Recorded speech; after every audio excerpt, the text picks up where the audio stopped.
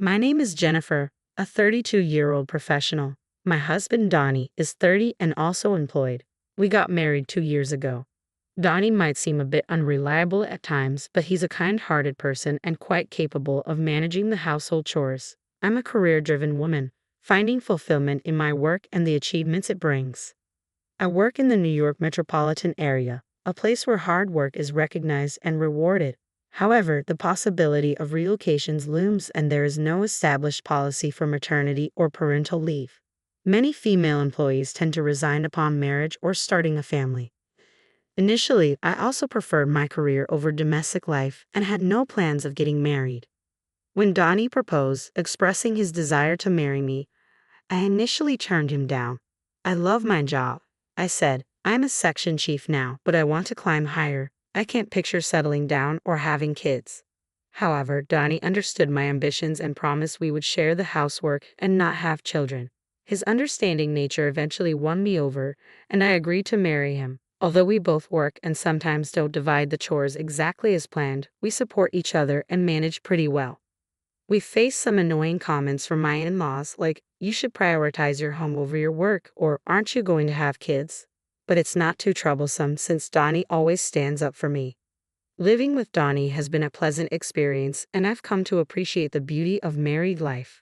Then one day, my supervisor, the department manager, called me in to discuss a potential transfer to a branch office. He said, "What do you think? The position is at a regional branch, but you'll be back at headquarters after 2 years. You'll be a section chief at the new location, and if you keep up the good work, a promotion is guaranteed upon your return.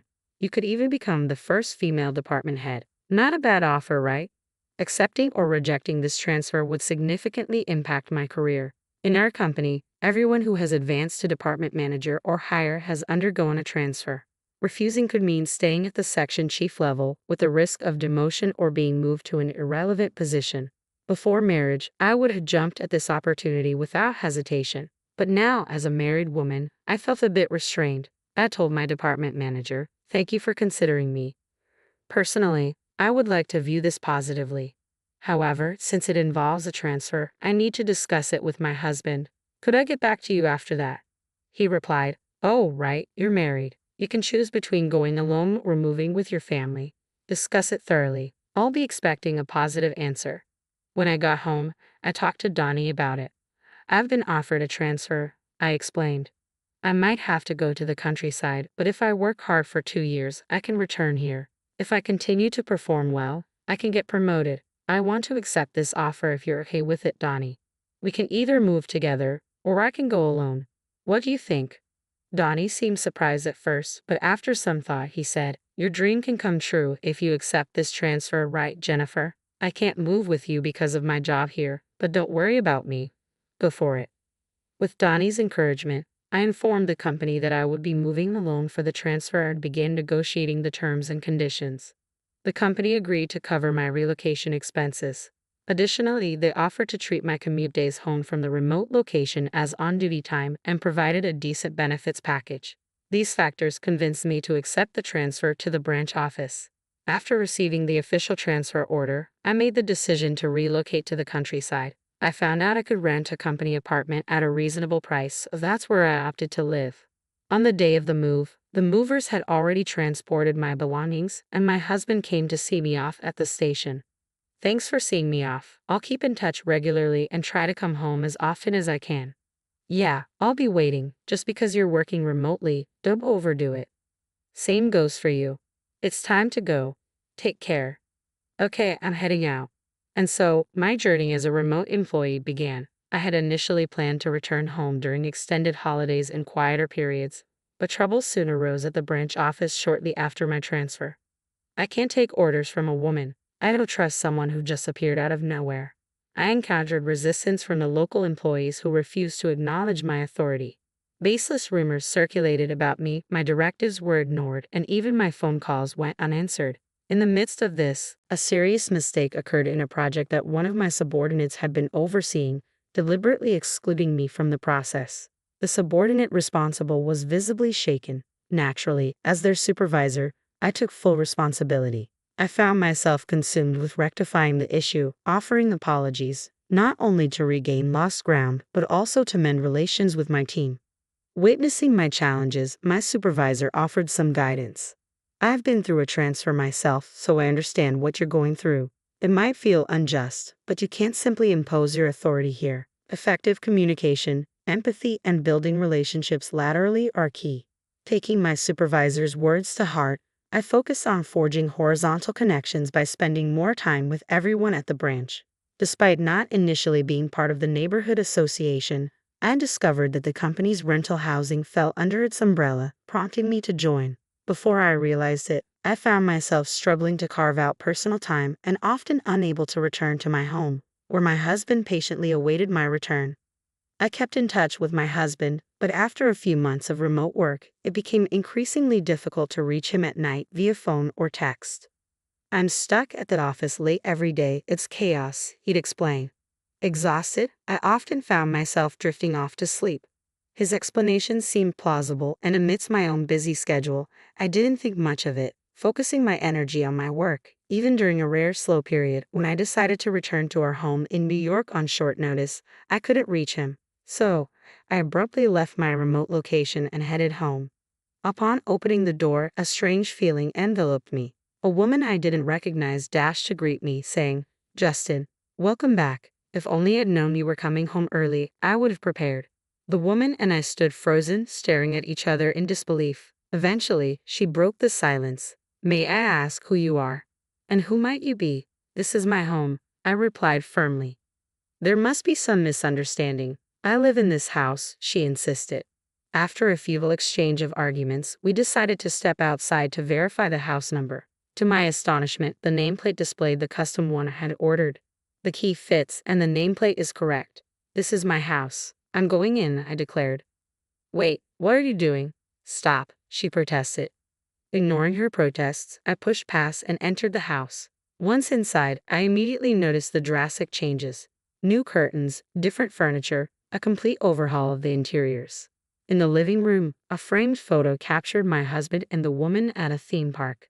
The kitchen held mugs unfamiliar to me, while the bathroom revealed strange toothbrushes and skincare products. Even the shower boasted women's shampoo and conditioner.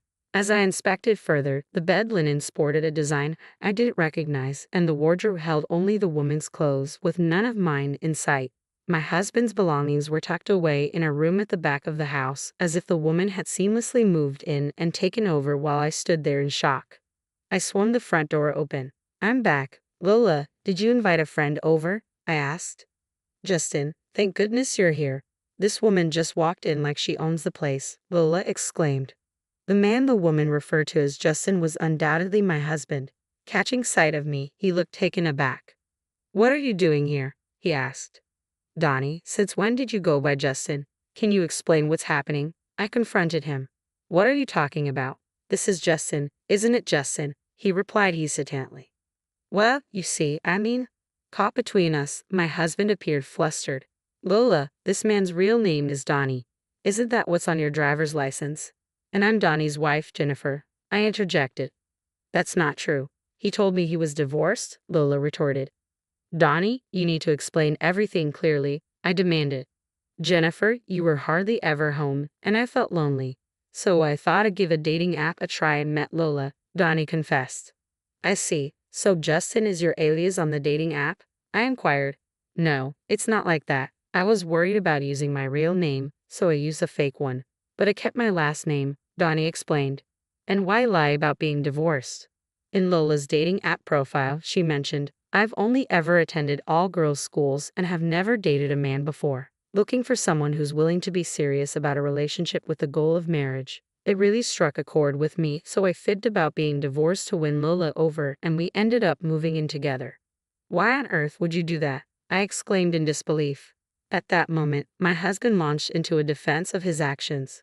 "It's because you're always away for work. It's only natural for a man to crave companionship. We've been leading separate lives due to your demanding job and the overtime and weekend shifts. I just wanted a cozy home where my wife would be waiting for me with dinner ready," he explained defiantly. I was stunned by his confession, realizing that my perception of his supportiveness towards my career might have been misguided. "But that doesn't excuse what you did. Your actions were despicable," If you wanted to be with someone else, you should have had the decency to end our marriage first. Why didn't you do the right thing? I demanded. I cared for both of you. I never intended to leave either of you, my husband defended himself. After everything you've done, it was inevitable that I would find out when I returned. It's beyond belief that you thought you could deceive me, I shot back. Well, if you had kept your promise and returned home, none of this would have happened. Your absence pushed me to seek companionship elsewhere, he argued. What nonsense. I've explained to you how demanding my work has been, I retorted.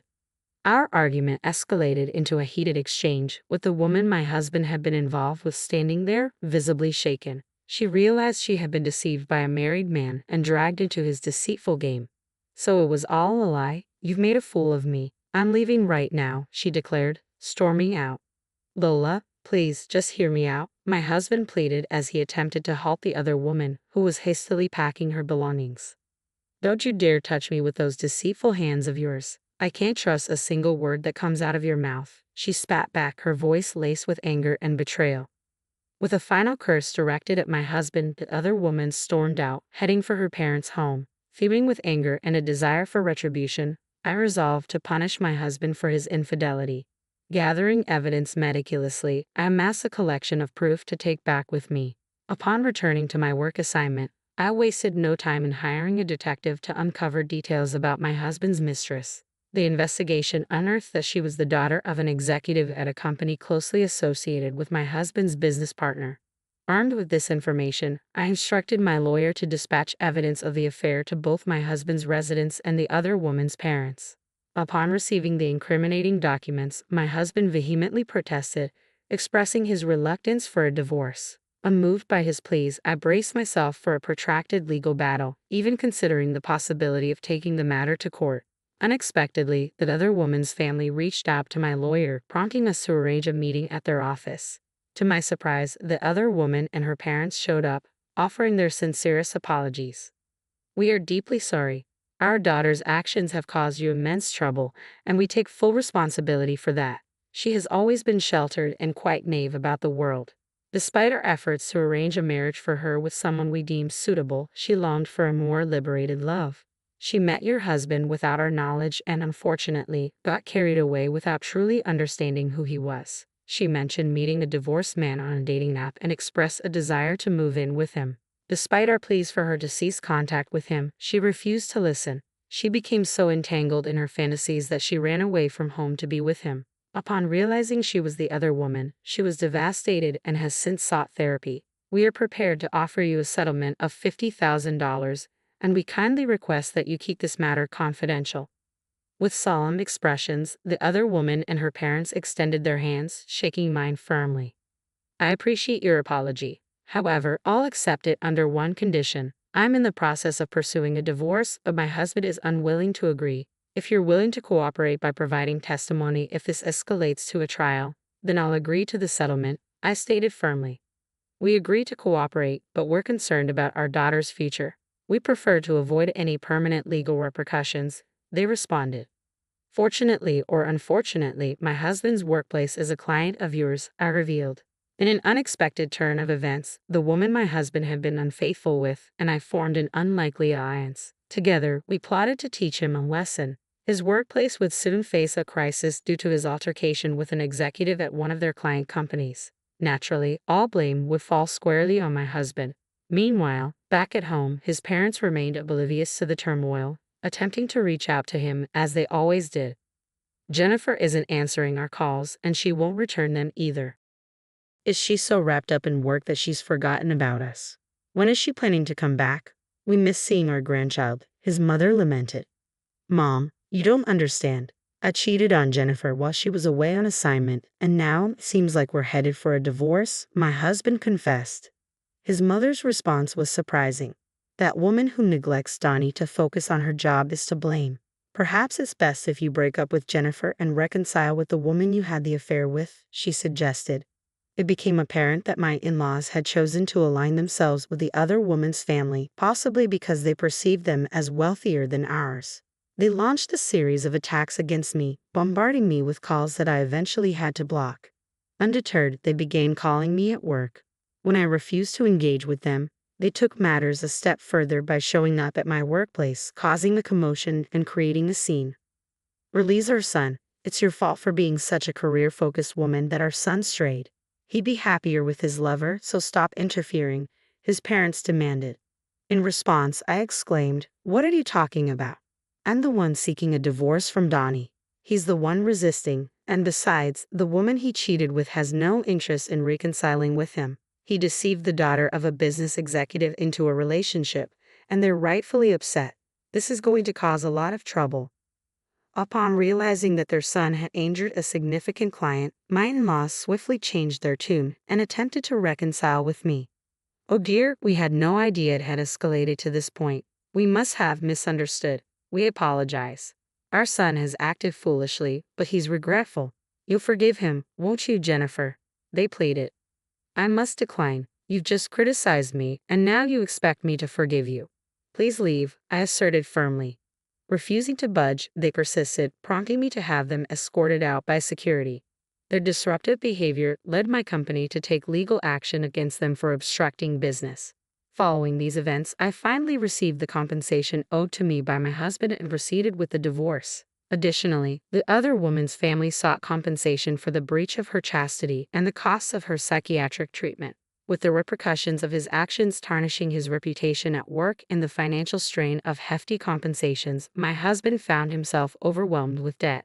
Unable to afford to resign, he found himself trapped in a difficult situation.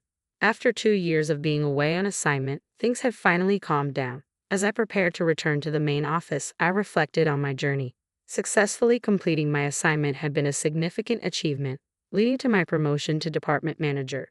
It dawned on me that had I not taken on this assignment, I might still be stuck in a loveless marriage.